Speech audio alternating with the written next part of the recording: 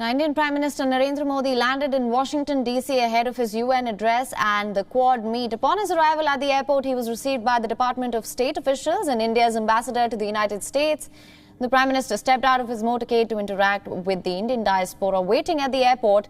A crowd of ecstatic Indian Americans arrived at the Joint Base Andrews to welcome the popular leader. Despite heavy rain, they were seen chanting his name and waving the Indian flag.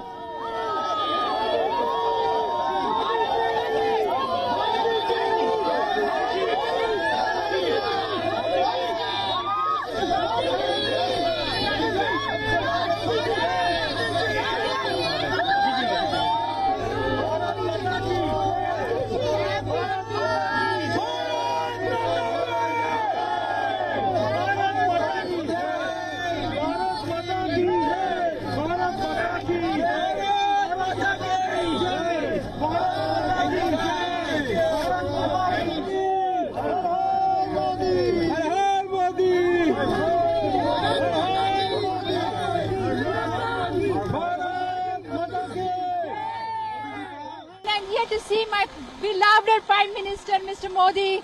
We are so excited. We don't mind staying in the rain. We are just excited to see him and welcome him. Modi ji. We love you, Modi ji. I am so honored and proud to be here to welcome the Indian Prime Minister Narendra Modi ji.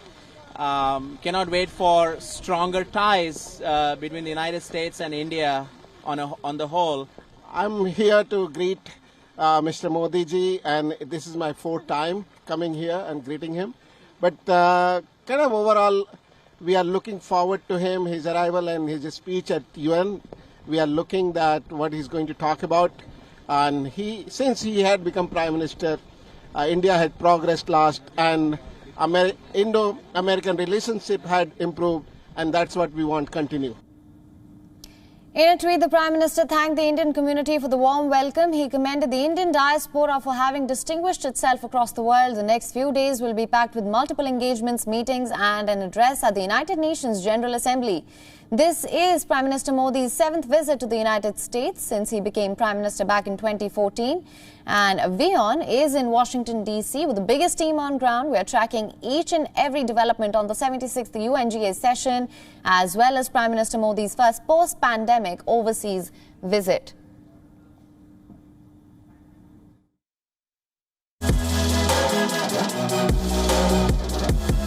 WION USA Direct from Washington, D.C. with Siddhant Sibal. And our principal diplomatic correspondent, Siddhant Sibal, is tracking all the developments in Washington, D.C. He is joining us live right now. Siddhant, thank you so much for joining us. Prime Minister Modi has arrived, and what does the day look like for him? Well, he shortly arrived where I am standing. His hotel is nearby. We know that first day will be about engagements with the business community and the diplomatic engagements. 3 bilaterals. First, of course, with the Australian Prime Minister Scott Morrison, then with the American Vice President Harris, and then the last bilateral will be with the Japanese Prime Minister Suga. He, of course, starts the day with engagements with the business leaders. These will be CEOs, 5 CEOs, which include CEO of Adobe, of Qualcomm and other companies as well. But if we talk about the 2 countries he is going to have bilaterals, Australia and Japan, India has a trilateral with them, which is on supply chain initiative that aims to form alternate supply chain routes. We know that amidst the COVID pandemic there was disruption. So these 3 like-minded countries are working on that.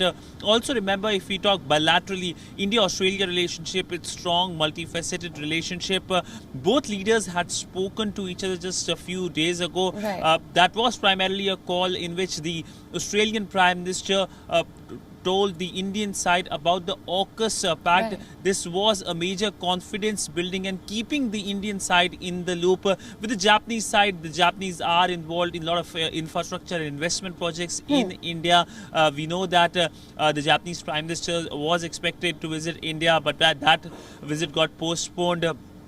This, of course, provides an occasion for engagement. India-Japan relationship. We know it is a much celebrated relationship. The Indian Prime Minister, after becoming the Prime Minister in 2014, chose Japan as his first destination outside of the neighborhood. Right, Siddhant. Now we know that this is happening in the backdrop of the AUKUS Pact and also the Taliban takeover of Afghanistan. So those will be the common denominators. Apart from that, what are some of the other key agenda topics on the agenda?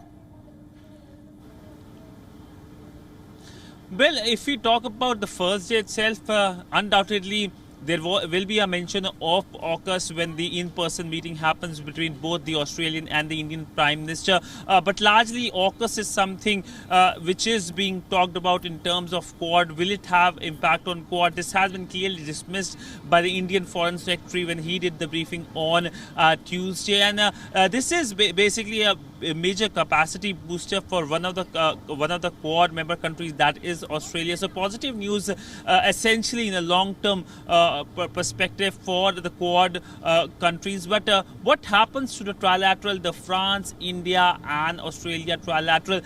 This can see a negative impact given the fact that two members are obviously not talking to each other. But other than AUKUS, Afghanistan, counter-terror, climate change, COVID crisis, these are the issues that will be part and parcel of agenda and conversations, whether it is the bilaterals which will happen the first day, whether it is the bilateral between the Indian Prime Minister and the US President Joe Biden, or whether it is the address by the Prime Minister at the United Nations General Assembly, his fourth address since taking charge in 2014.